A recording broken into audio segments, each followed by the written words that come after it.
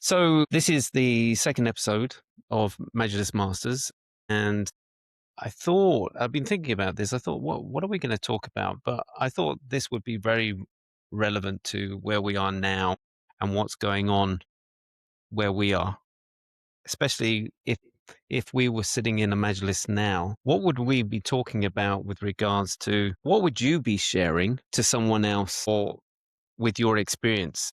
Because have you been in this predicament before where you've been running a business and you've been having missiles over your head? So no, not quite this. I did a presentation to my team 2 weeks ago. So in other words, the first week after everything started. And I had said that we've been through many crises before. We've got through them all very strongly. We'll get through this one as well, and there'll be more in the future, but every one of them is unique. The closest I could come was I was evacuated out of Beirut in 2003, just at the start of the second Gulf War between in Iraq. It's another episode for another day, I think. So I've had that situation. Although the comparison does sound odd, it does feel strangely familiar to COVID. Very different risk profile, but you have within the team a whole range of emotions, and with the team and within myself for that matter, but a whole range of emotions from some that are very, very, very relaxed and others that are, you know, sometimes some terrified, depending on who it is. So a real range of emotions. And again, it's a bit like COVID. Not, I thought COVID was going to be 2 weeks, didn't realize quite what was going to have to happen. Some, didn't want to go outside at all. And others just carried on as if nothing ever happened, as if nothing changed. I mean, no, look at one of your home countries, Sweden, and how Sweden tackled it compared to how Australia tackled it. Two very, very different methodologies of how they tackled it. But yeah, so this situation is totally unique. But, sitting around the Majlis as we are now, a lot of it is trying to catch that right balance between, driving the business forward, keeping things going at the end of the day, and then also doing the right things for your colleagues and for your friends, supporting them through it. It's trying to find that balance, and it's hard. It's hard to say the least.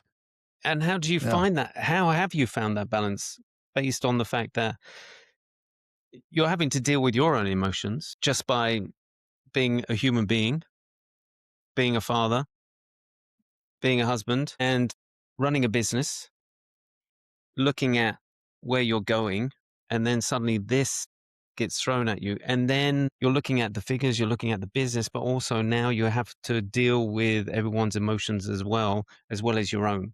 How do you keep that balance? How do you keep yourself Yeah. grounded? Yeah. It's interesting. I mean, to be frank, I'm on my own now as well, right? So I am on my own. I obviously have my three girls, two living in Canada, one living down the road in Abu Dhabi. I think for me, I'm really lucky in that I'm always optimistic. And I say I'm lucky, that's just my natural way of looking at things. I'm always optimistic. I always believe the future is brighter, and that things are going to go well. But how do I keep it balanced? I think, a bit like I said before, if I look at this, to say the 17 years of Nelson Park, we've been through a blockade, we've been through COVID, we've been through a massive drop in the oil price, therefore affecting gas prices.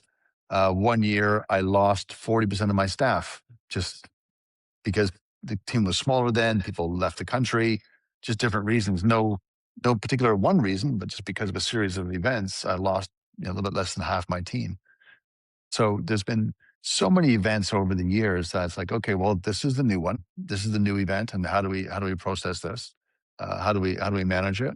But I think something you and I have discussed so many times is just trying to be really aware of your mindset. What's going on in your mind, and being in control of it. It's the old thinking about your thinking, right? What am I thinking about? How am I looking at issues? I think one thing. So I think having that experience of going through different crises has helped a lot. I mean, again, you and I, we started our businesses pretty much the same time. You had experiences through COVID, through the blockade that affected your business, and the different ways that you managed it. I mean, you've been through the same thing. Uh, so you look at it, and I think one of the key parts is to successfully getting through it is making sure you're taking care of your team. Now, Richard Branson has this great phrase that basically our jobs as business owners is number one, to take care of our team. and our team's job is to take care of our clients. And I think that's really important. That's something that we sometimes get wrong. What would your advice be to them? So number one, I would think of just kind of what I was saying just a minute ago is number one, if you're the business owner, take care of your team first of all. Make sure their mental health is solid. That's number one. Because if the mental health isn't solid, then you've lost them anyways, right? So being and not just saying it for the sake of it, right? But actually really checking in on people. And I think also with clients, all of your clients are going through the same thing. So this isn't like a crisis or not crisis to use it. This is not a situation that's affecting Nelson Park and nobody else. It's not like we have an internal issue that we've got to solve, then the rest of the market's going on. No, we're all in it. You're in it. I'm in it. Al Jazeera's in it.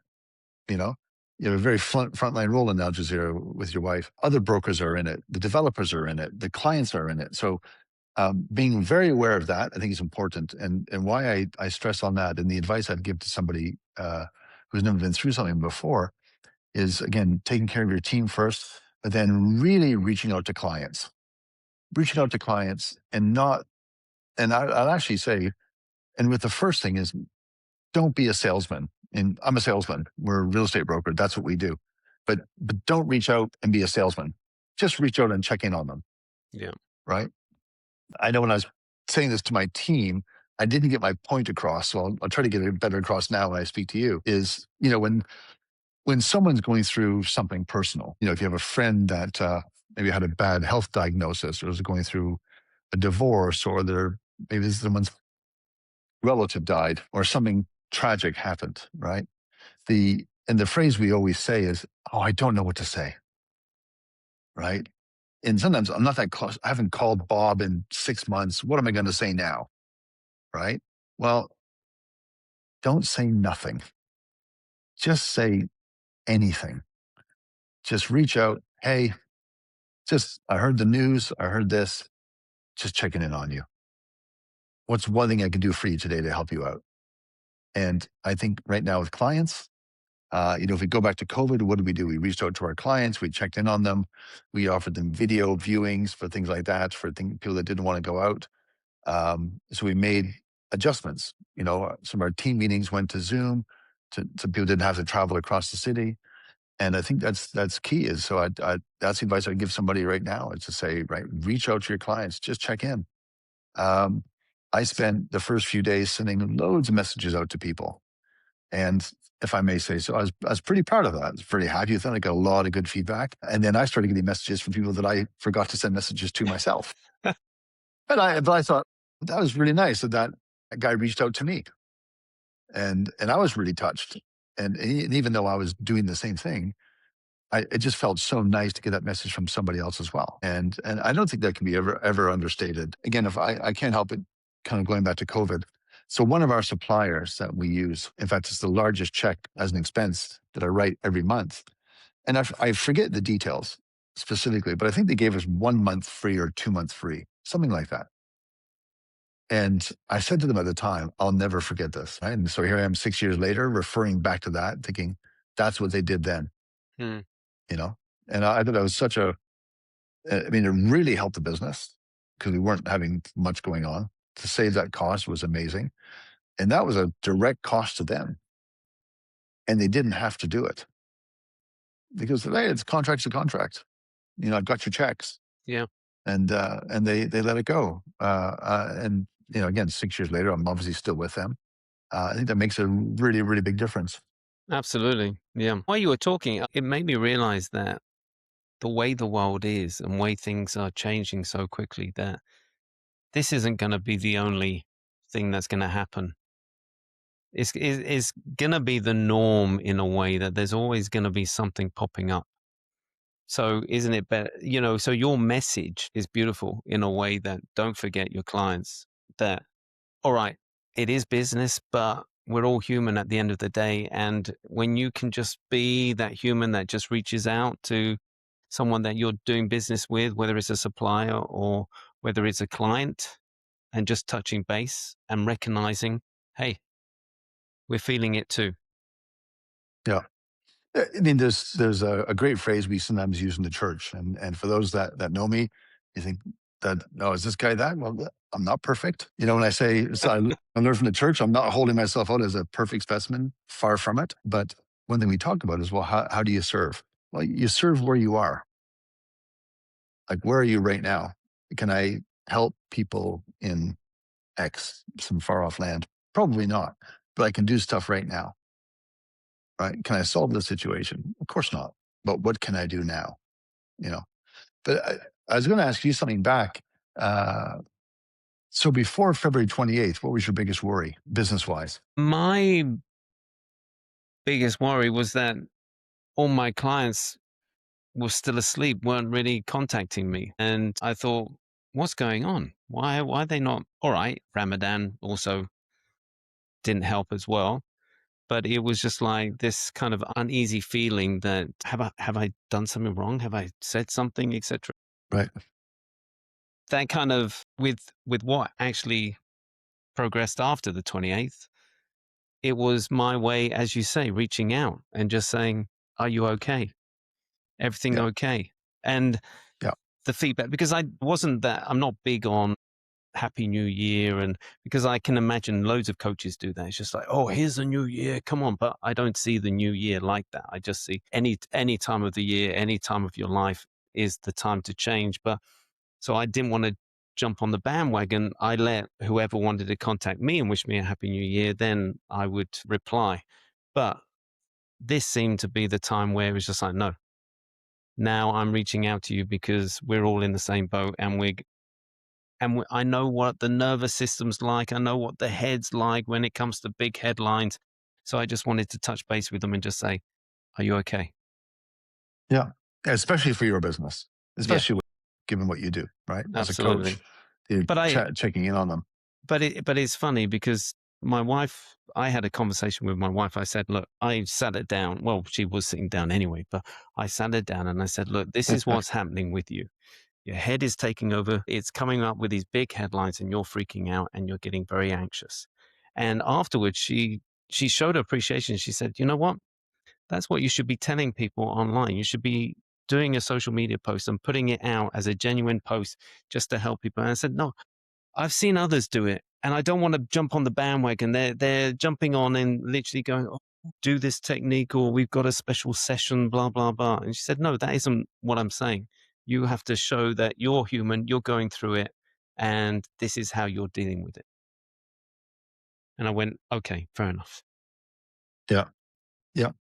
That's good advice, right? And I think the more and more we can do that, and in fact, always, in crisis or not, always remember that, right? There's in real estate, in my business, there's a great, he's basically the number one real estate trainer in America. So almost by definition, the number one real estate trainer in the world. And he always talks about, well, he calls it pop buys or like a drop by, where you basically go by someone's office, just say hello, no business, Mm, let's do that. mm, Halifa, my Qatari partner, we do this to each other all the time. We'll call each other up. And then, I did this on Thursday morning. I called him up and he goes, "What's up?" I said, "No business. Just wanted to say have a great day." "Yep. Okay, bye." And we do that for each other all the time. And it's part of the strength of our relationship, because maybe the next time we got to call up, say, "Listen, we got a problem here. What did you do here?" And normally it's me. I've got something messed up. So I go, what have you done? So we it's true all the time, and we deal with it. But he'll often call me up and say, "Hey, just checking in, how you doing? mm, How's the girls? How you feeling? How's everything?" And that's what strengthens a relationship, and gets you through. And what I really believe, and I see within my team, is those that are reaching out to clients, those that are getting back and trying to do things as best as they can. Not only will they be successful, but it also helps to get them out of the situation, right? Gives them another focus. What my brother used to do when his boys are all grown now, they're all men. What he used to do when they were younger, he had two young boys within a couple of years of each other.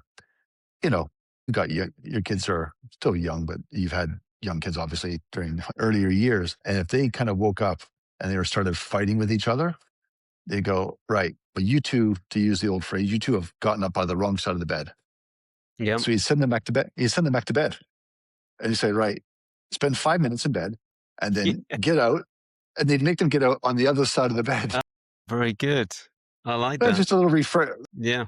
Obviously, you got on the wrong side, so get on the right side now. Yeah. And his wife would always use the phrase, get a new focus. Just get another focus. And well, as we're recording today, it's Arab Mother's Day. Right? It's Mother's Day in Qatar. It's Mother's Day in a lot of the Arab world. It was Mother's Day for you last weekend Yeah. for the UK. It's Mother's Day for me in May.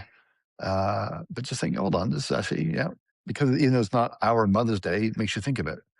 And Yes. so I'm going to give my mom a call after our recording, just check in, see how she's doing.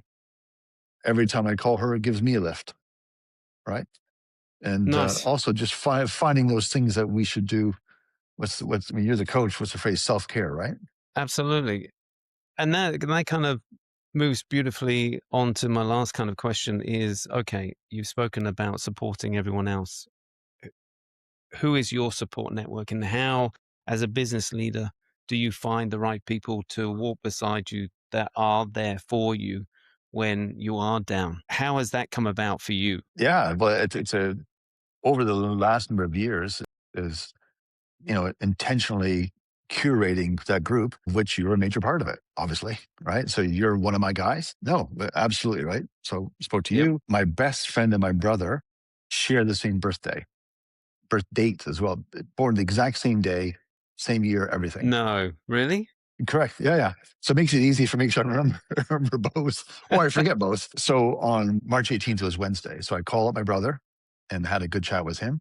He he was going through it. He had a lot of stuff going on, and he you know wasn't his happiest, but appreciated the call. Had a good chat. Told me all the stuff going on. So it made my issues feel like nothing. Mm. So it actually made me feel good. I called Brad. I talked to you about Brad many times. My best friend in Canada. Wished him a happy birthday to him. He was up and wanted to hear what was going on. That's always been him. He's always very good at finding what's going on.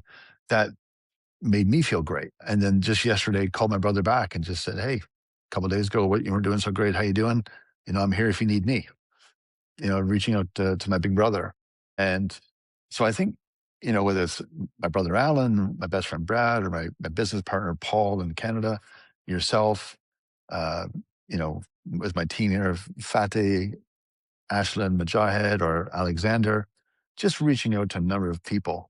Um, and my three girls, you know, just talking to younger people is always a good thing. Well, Keeps you absolutely. going. Yeah. Get their energy. No, but that's so Yeah, important, because some people that are entrepreneurial feel that they can do it all by themselves. And it's not possible. You need a support network walking beside you. yeah. Well, you've heard me quote Dan Sullivan so many times in Strategic Coach. It's called the rugged individual, right? Well, that's just, I mean, that's all of us. When you first start, you try to Yeah. do everything. Well, you have to do everything yourself on day one. Yeah. So it's just, if it's day 6,000, you're still trying to do it yourself, you're an idiot. Yeah. And you're just driving yourself, frankly, to an early grave. So get the support, get people around you. Hey, let me ask you, put you on the spot if I may.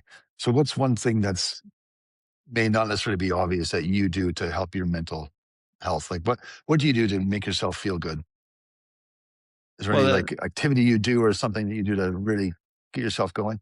that's what I've been talking to a lot of people about on my lives or just in person, is the fact that to get out of your head, the first thing is focusing on your breathing or prayer.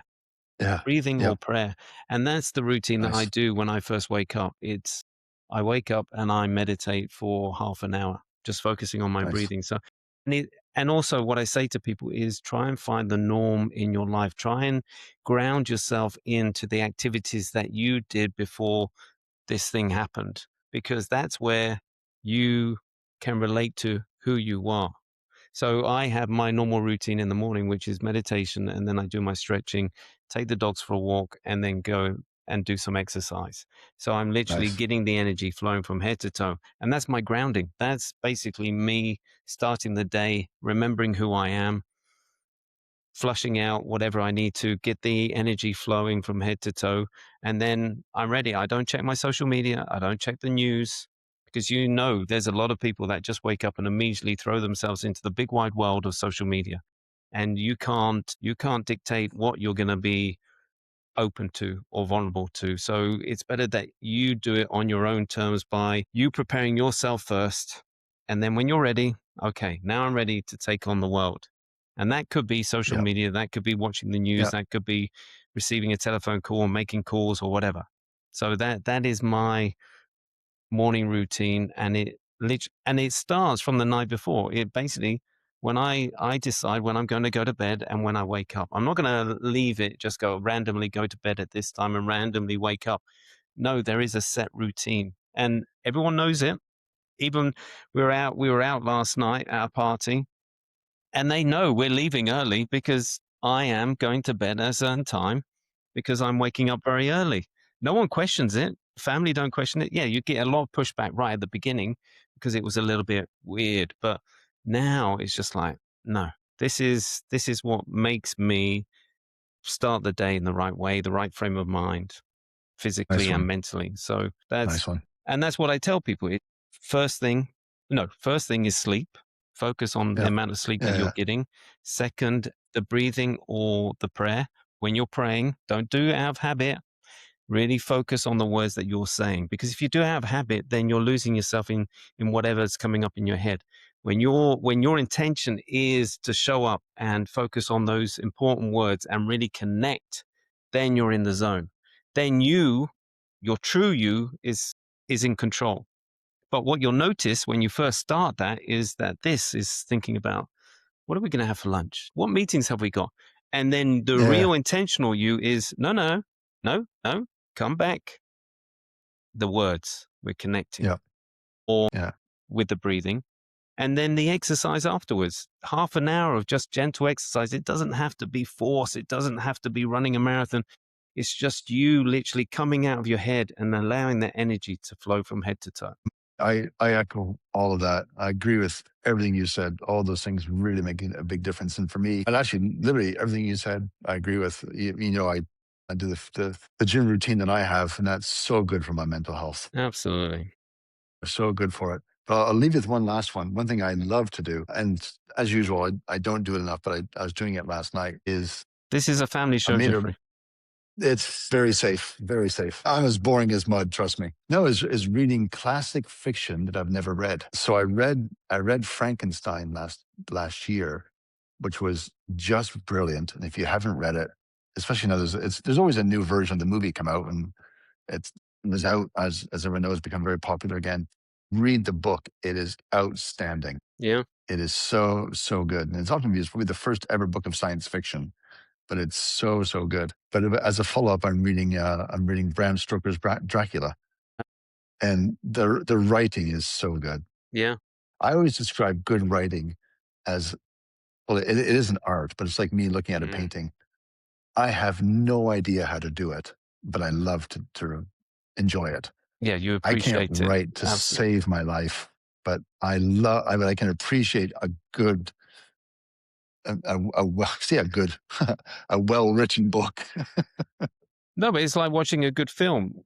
You could Right, never produce it yourself, but you know what's a good film and what's a bad film. You appreciate the art, and like a picture as well. exactly. You appreciate because you literally it takes you somewhere.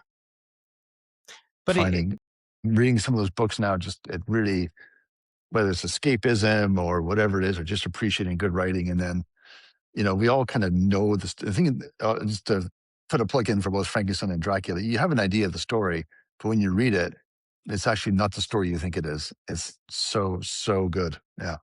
Yeah. okay. On that note, Yeah. thank you, my man. Pleasure. Appreciate your time. Pleasure. I know that you're going to rush off somewhere, so thank you for taking the time out. Oh, thank you for your time as well. And thanks for being one of my guys that keeps me going. Hey, we're there for each other. We're keeping each other going. Indeed. That's the beauty of it. Indeed. So thank you for everyone that was watching. I hope you're enjoying the Majlis Masters podcast, and as we are, and we're taking you on a journey, and hopefully you will be part of that journey. So we look forward to seeing you soon. Thank you, Jeffrey. Pleasure. Take care, Stefan. Take care. Bye bye. Bye bye.